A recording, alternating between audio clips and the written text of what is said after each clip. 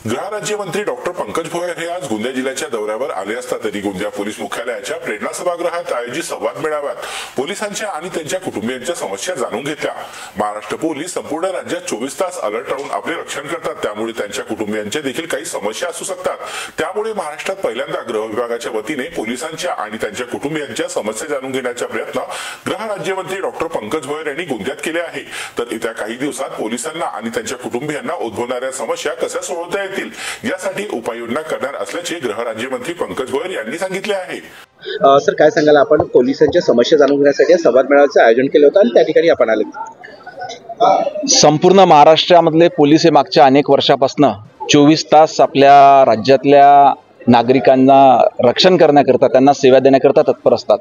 त्यांच्या परिवाराच्या देखील काही समस्या राहू शकतात, त्याच्याकरता प्रत्यक्ष त्यांच्या परिवारासोबत संवाद साधून त्यांच्या समस्या जाणून घेण्याचा प्रयत्न आपण यावर्षीपासून सुरू केलेला आहे। आमचे नेते आदरणीय देवेंद्रजी फडणवीस यांच्या सूचनेनुसार या ठिकाणी प्रत्येक जिल्ह्यामध्ये जेव्हा जेव्हा दौरा होतो त्या ठिकाणी पोलीस अधीक्षक साहेबांना सूचना करून या पद्धतीच्या मेळाव्याचं आयोजन करण्यात येते।